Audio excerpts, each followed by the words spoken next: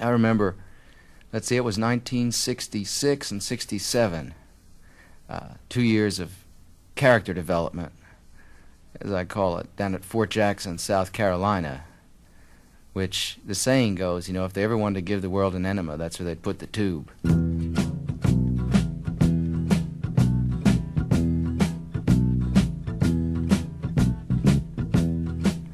mean, I went down there. I wasn't down there 5 weeks, minding my own business, being a little joking with them, you know. Used to try to have fun with them. But it gets kind of hard to bust theirs, you know. There's a whole lot of them, and there was only one of me.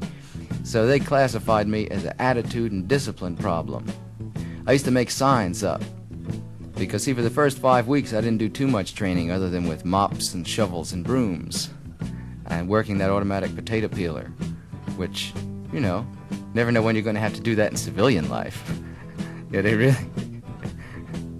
got me trained up to do that.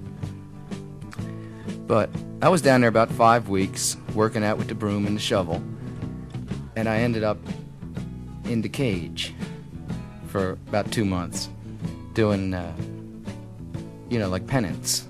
It's one of those kind of things. They say, we think you should be here for a while to cool yourself out and stop making these signs and slogans. I used to write up things, you know, and tack them on the billboard outside the orderly room, like half the Army reads comic books and the other half looks at the pictures. You know, and it used to get them upset.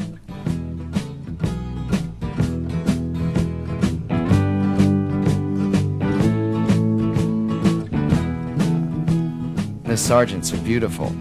I think by the time they get to be a first sergeant, they have to have a lobotomy. You know, so they're really... You look in their eyes and you see the back of their head. You know, it's one of those deals. It's, it was fun. I tried to play sick as much as I could, which was one of my great specialties.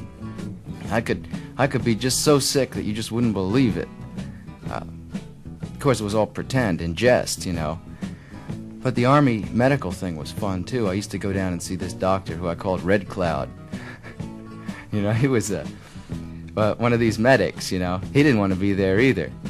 So I think, you know, him and me kind of hooked up really nice together, because I used to go down there every day, and Red Cloud, as I called him, used to, I used to joke around with him, tell him he should have a helmet with buffalo horns on it, you know, and a big rattle. He'd shake it and walk around and say, you're all right, go back, you know, report to your company. Which was weird, because as soon as I go back, you know, they'd say, nothing wrong with you, and they'd give me the shovel again. So I think if I ever really had to defend myself, I'd have to do it with a shovel, a broom, or a mop, which is, it's something no one's thought about, you know. You see people doing it with swords, you see people doing it with their hands, you see people doing it with their heads, trying to do things all different ways, but like you've never seen any. I might even write a book about that, come to think about it.